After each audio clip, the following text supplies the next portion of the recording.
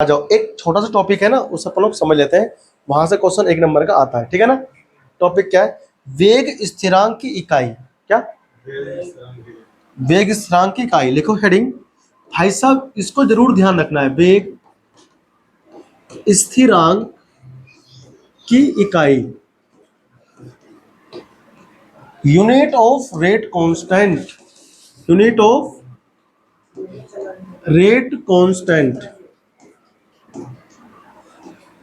Unit of rate constant में क्या कहना चाहता है कवि? अब हमारी बात सुनो ध्यान से, देखो अब कोई फालतू नहीं बोला ना, बक्कल तार देंगे, ठीक है ना भाई। मान लो ए है और प्लस बी है, मिलकर सी बनाते हैं। तुम जब भी इसके लिए वेग लिखते हो, क्या लिखते हो? वेग। तो यहाँ पर के लगाते हो ना, और यहाँ पर आता है अभिकर्मक। कौन आता है? अभिकर्मक तुम लिखते हो, या फिर अभिकर्मक को बड़े प्यार से अभिक्रियक भी कहते हैं। क्या कहते हैं? अभिक्रियक। जैसे इसका नाम है मोहन, तो मोहन कहते हैं। प्यार से इसकी मम्मी से मोहिनी कह देती है ना, तो भी बराबर नहीं मानता, हम भी कहती है मोहिनी। ऐसे ही अभिकर्मक भी होता है नाम, अभिक्रियक भी। ठीक है, बुरा नहीं मानना, ठीक है। चलो मान लो, मेरे क्या उखाड़ेगा है ना, तो बुरा मत मानो, ठीक है ना। देखो अभी क्या है, बोल क्या है कि नहीं है।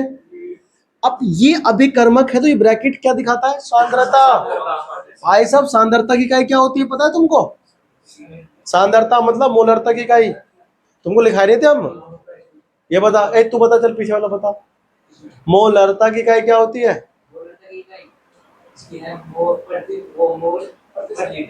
मोल पर लीटर। यहां पर आएगा इधर मोल और पर, हिंदी में पढ़ते हैं मोल प्रति लीटर और मोल पर लीटर। अब अगर मान लो कोटि नहीं पता हमको, तो इसकी जो कोटि होगी एन मान लो। कोटि क्या होगी? एन। तुम अभी यहाँ पे लिखते थे ना, ए की घात एक्स, बी की घात वाई, दोनों को जोड़कर कोटि आ रही थी। तो ए और बी दोनों कौन थे? अभिकर्मक। तो उसकी सांद्रता मान लो कुछ है, उसकी पावर कितनी है? एन।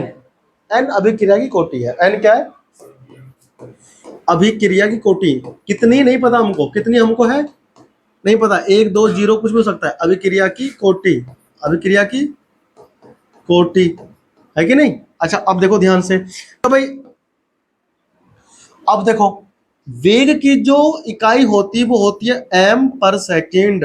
एम पर सेकेंड का एम का मतलब क्या होता है? मोलरता की इकाई। तो हम यहाँ क्या लिखेंगे? मोल, ठीक है ना भाई, मोल लिखेंगे। मोल अपन लिखेंगे मोल पर लीटर, और ये क्या हो गया? पर सेकंड। अब यहां पर देखो ध्यान से, के की तुम्हें पता करनी है कि क्या इकाई बनेगी। अभिकर्मक की सांद्रता तो है, तो सांद्रता की क्या होती है? मोल और पर लीटर। इसकी पावर कितनी है? एन। किसी को यहां पर धक्का लगा? नहीं लगा, ठीक है। तो मोल पर लीटर, और ये क्या है? पर सेकंड, है कि नहीं। अपॉन में कौन आ गया बताओ? अपॉन में आ गया मोल, और पर लीटर की पावर कितनी है? एन।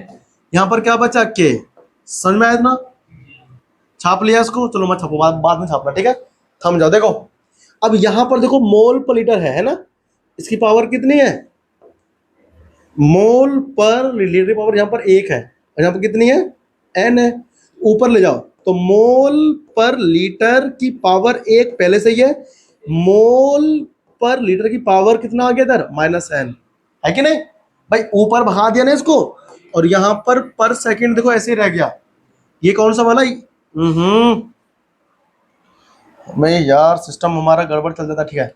देखो और यहां पर क्या आ गया बताओ? के, है कि नहीं।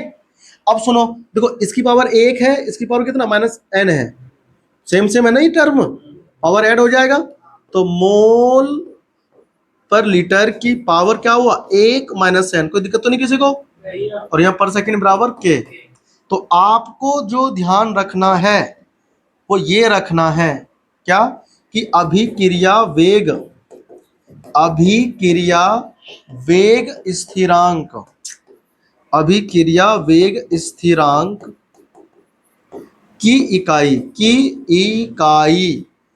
का जो ट्रिक है वो याद रखना है, क्या? कि मोल पर लीटर की पावर 1 -n पर सेकंड। समझ में आया सबको? ये हमको ट्रिक याद रखनी है, कोई भूलेगा नहीं, चाहे मौत ही क्यों ना जाए, भूलना नहीं, ठीक है ना। ठीक लौंडो, जो भूल गया वो कर नहीं पाएगा। 1 नंबर का आंसर यहां से मिलेगा तुमको देने को, ठीक है। अब छप गया तुम्हारा ये, अब छापो, ठीक है ना, झेड़ पैर से अच्छे से मजे में, ठीक। फिर हम बढ़ते हैं अभी आगे। अब देखो, तो ये आपको ट्रिक याद रखना है अभिक्रिया के वेग की कोटि ज्ञात करने में, बहुत हेल्प करता है। हर साल क्वेश्चन 1 नंबर का आता है, ठीक है ना, जरूर ध्यान रखना है। ये रहा मोल पर लीटर की पावर 1 माइनस एन हो गया पर सेकेंड, मोल पर लीटर की होल पावर 1 माइनस एन पर सेकेंड। एन यहां पर क्या है, अभिक्रिया की कोटि। एन क्या है, एन है अभिक्रिया की कोटि, अभिक्रिया की कोटि, ठीक है ना। अब सुनो, अगर शून्य कोटि की अभिक्रिया है तो एन का मान क्या रखेंगे, 0। आप जैसे यहां क्या रखोगे, 0, तो क्या बनेगा, मोल पर लीटर की पावर 1 माइनस 0 और पर सेकंड। जिसके अब 1 में से गया 0 तो क्या बचेगा, 1, यानी कि इसकी जो इकाई बनेगी वो क्या बनेगी, मोल पर लीटर पर सेकंड, ठीक है ना, काम खत्म। अगर अभिक्रिया द्वितीय कोटि की है, किसकी, जब प्रथम की मान लो, n बराबर 1 रख दो, 1 जैसे रखोगे क्या हो जाएगा, मोल पर लीटर की पावर 1 माइनस 1 और क्या है, पर सेकंड, है कि नहीं, ठीक है ना। अब यहां पर क्या हुआ, 1 में से गया तो 0, अब इसकी पावर क्या हो जाएगी, 0, जिसकी पावर 0 उसकी वैल्यू 1, ये पूरा 1 हो जाएगा, क्या बचेगा, पर सेकंड, क्या बचेगा। इसलिए कहते हैं प्रथम कोटि की अभिक्रिया की जो वेग स्थिरांक है उसकी जो इकाई होगी वो क्या होगी रे, पर सेकंड, ठीक है ना। द्वितीय कोटि की आप निकाल करके कमेंट बॉक्स में लिख देना, ठीक है ना। क्या बनेगा। देखो, तो ये तुम्हारा ना एक पार्ट खत्म हुआ तुम्हारे, इसका एक पार्ट का खत्म हो गया। इसके बाद में आएगा तुम्हारा इंटीग्रेटेड रेट लॉ। क्या आएगा, हाँ, इंपोर्टेंट टॉपिक है।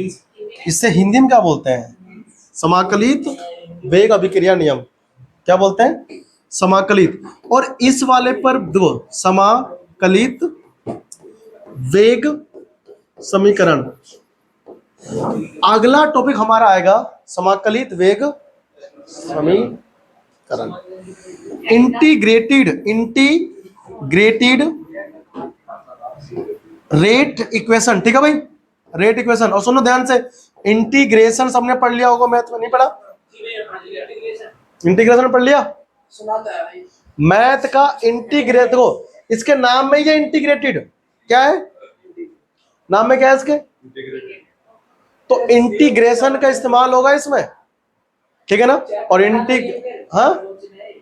इंटीग्रेशन 7वां चैप्टर मैथ का सेकंड बुक में है, नहीं पढ़ा, लो बताओ फिर तुमको कैसे पढ़ाए हम ये टॉपिक।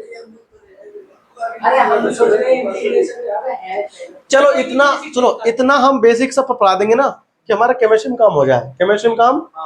वैसे आपको 11th क्लास में पढ़ा दिया जाता है फिजिक्स में इंटीग्रेशन, 11th क्लास में इंटीग्रेशन के बिना चलता नहीं काम। 11th में फिजिक्स में आता है इंटीग्रेशन, कोई बात नहीं, घर से ना तैयारी करके आना, ठीक है, थोड़ा बहुत यूट्यूब पर ना पढ़ लेना, बाकी वीडियोस वगैरह से इंटीग्रेशन कैसे करते हैं, ठीक है ना, समझ में आ जाएगा वैसे, ठीक है ना। तो रेट लॉ किसके लिए, इंटीग्रेटेड के लिए, है ना। और एक क्वेश्चन 3 नंबर के 4 नंबर का ना जो है न्यूमेरिकल्स में, आई सब इस पर बेस्ड आता है, शून्य कोटि के लिए या फिर प्रथम कोटि के लिए, शून्य कोटि के लिए या फिर, तो इंटीग्रेटेड रेट लॉ पढ़ाऊंगा अगली क्लास में, ठीक है। थैंक यू, धन्यवाद, जय श्री राम।